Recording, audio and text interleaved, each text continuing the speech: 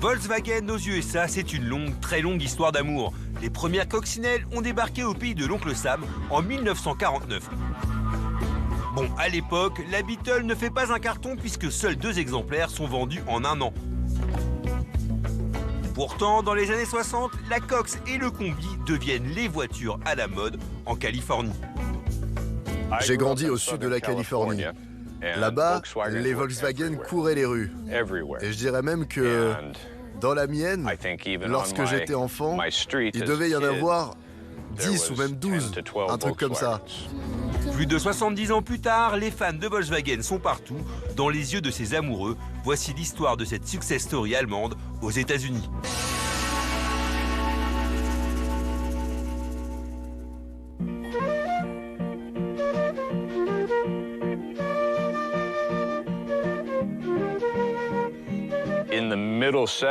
Au milieu des années 70, la mode des off-road s'est complètement développée. Les gens découpaient l'avant et l'arrière de leur Cox et je trouvais ça vraiment cool. Un jour, j'ai trouvé une coccinelle de 63. Son ancien propriétaire avait déjà découpé tout l'arrière. J'ai donc coupé l'avant et c'est comme ça que tout a commencé pour moi. Jeff Kritz est l'un des collectionneurs de la marque les plus connus dans le pays. Dans sa maison au Texas, il abrite une vingtaine de voitures prêtes à prendre la route ou en restauration. Dans sa vie, il a possédé plus de 300 Volkswagen. Ici, c'est mon chez-moi, avec mon jardin de Volkswagen.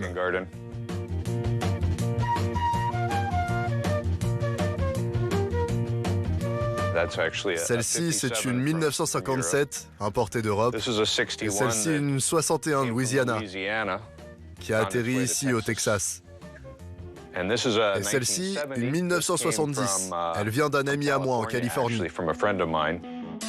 Son truc, ce sont les coccinelles et les combis. Il les chasse dans tout le pays et les restaure chez lui.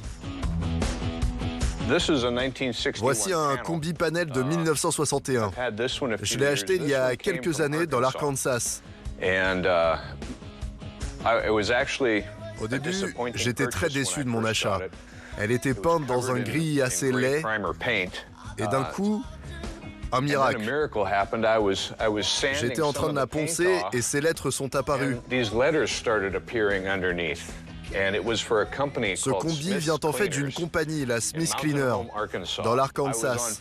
Je suis parti me renseigner sur Facebook et j'ai découvert que son premier propriétaire était toujours en vie.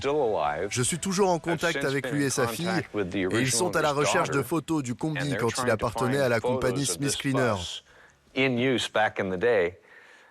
si j'arrive à mettre la main sur ces photos, je pourrais enfin le redécorer comme à l'époque, à l'effigie de la compagnie. Le mouvement hippie et les Beach Boys, un amour de coccinelle. Dans les années 60, ces Allemandes sont partout dans la mode américaine. À l'époque, les Volkswagen étaient une très bonne solution économique. Vers la fin des années 60, début 70, les gens étaient plus regardants sur leur consommation d'essence. Et évidemment, une Volkswagen était plus économe qu'une Cadillac. La mode est telle qu'un concessionnaire de Californie décide de sortir ses propres accessoires pour coccinelle, comme sur cette Super Beetle en 1973. Il récupérait une Cox toute neuve, la ramenait à la concession et la personnalisait. Il mettait des roues spéciales, un nouveau pare-choc avant. Elle a ce volant en bois très cool. Une fois tout ça ajouté, il les ramenait dans le showroom et les présentait comme la version Deluxe ou Sport de la Cox. Ils l'ont même décliné avec une version super performance appelée GTV. Cette voiture sort tout droit de cette concession avec tous ses accessoires. Le volant est très recherché parmi les collectionneurs. On retrouve même quelques stickers de la concession. C'est vraiment une voiture spéciale.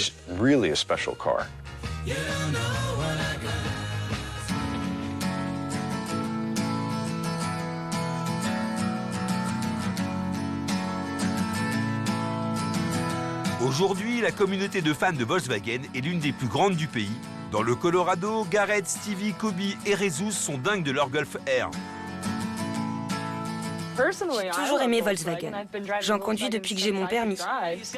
Tous font partie du club Volkswagen R Colorado.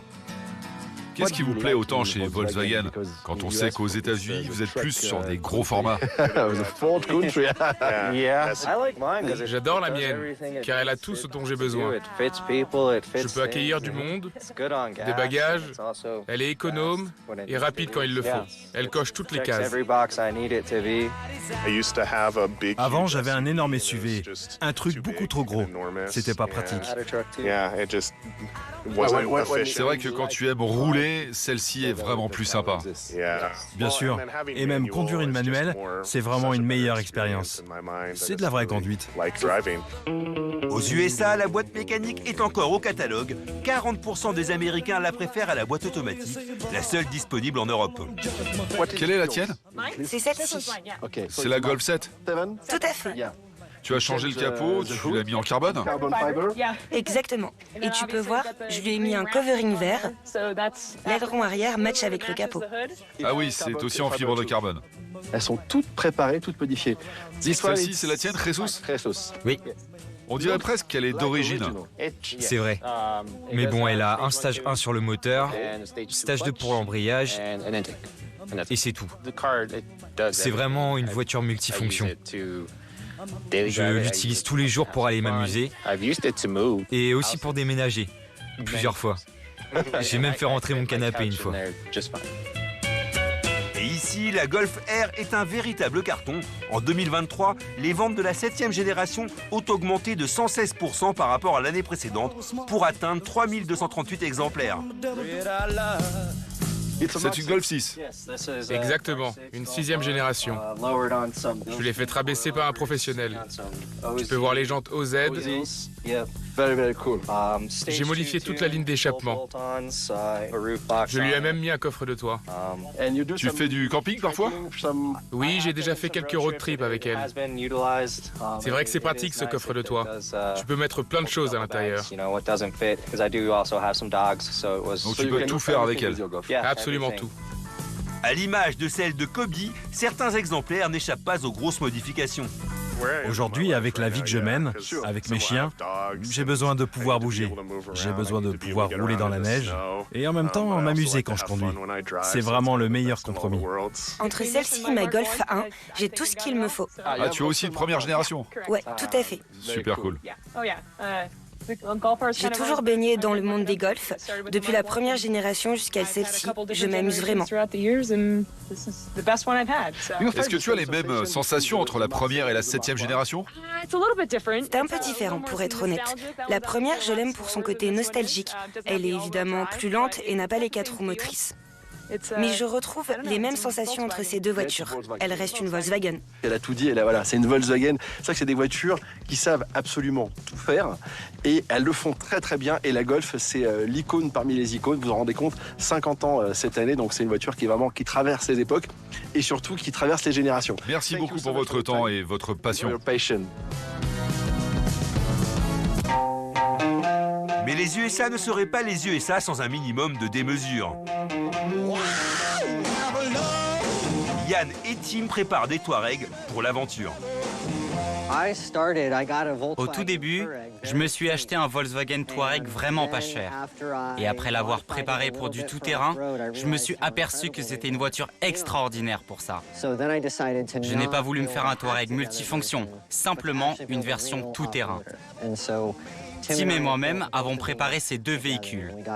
On les a surélevés, modifié la transmission, les suspensions aussi, tout ça pour partir à l'aventure.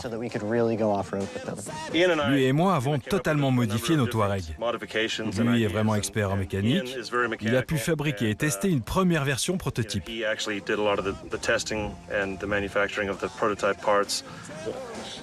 Le Touareg est vraiment un véhicule tombé dans l'oubli. Tout le monde s'en moque. C'est pour ça qu'ils sont pas chers. Pour moi, le Colorado, c'est vraiment un état magnifique. Avec toute la nature, les montagnes, c'est très joli. C'est quelque chose de commun de faire du tout-terrain ici avec les voitures? Oui, tout à fait. Il y a beaucoup de Jeep, de Toyota, mais peu de Touareg. C'est plus rare. Oui, c'est assez rare. Encore aujourd'hui, les moteurs diesel sont quasi inexistants sur le marché pour les voitures. Alors, pas étonnant de retrouver des V8 4 litres de essence sous les capots de ces deux 4x4. Dans ma collection, j'ai 9 autres Touareg. 6 d'entre eux me servent juste à récupérer des pièces dessus. Je les désosse pour pouvoir entretenir celles derrière moi. Oui, donc pour le business, c'est parfait. C'est le roi du Touareg.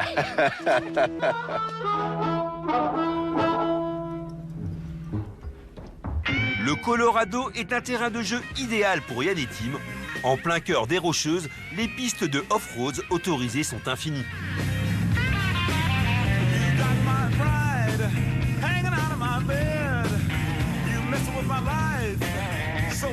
Wow.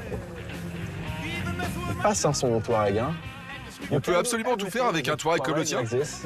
Tu peux tout faire. Tu peux traverser des rivières avec, ou même aller sur des chemins de terre. J'adore le son du V8. V8 engine. Et tu as modifié l'échappement?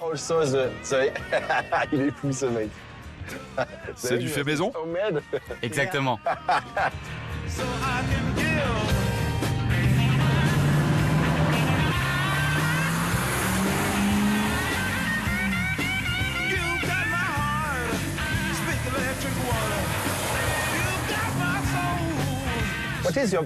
Quel est le meilleur souvenir que tu as avec ce Touareg?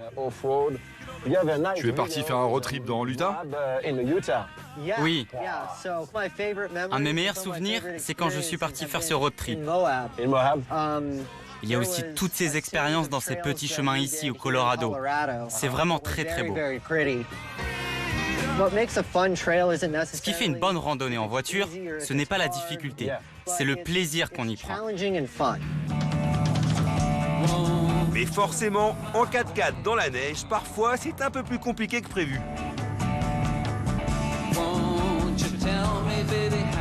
Je ne pensais pas qu'on allait se coincer aussitôt. Fais gaffe, de mon côté c'est bon.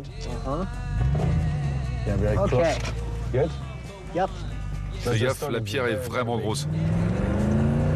Non, on est pas tranquille. Au moins on peut faire marche arrière. Tu es sur un arbre là. Putain, il est fou. Alors quand vous faites du 4x4, voilà, faut jamais y aller tout seul. Hein. Là on est à 2 voitures avec Tim et heureusement, voilà. No problem. No problem.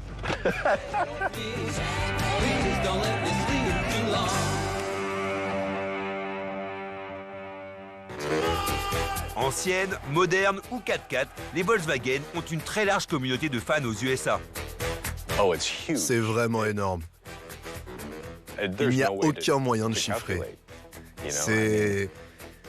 C'est impossible. Aujourd'hui, la marque allemande a même sa propre usine dans le Tennessee. La passion pour Volkswagen, au pays de l'oncle Sam, a donc encore de très beaux jours devant elle.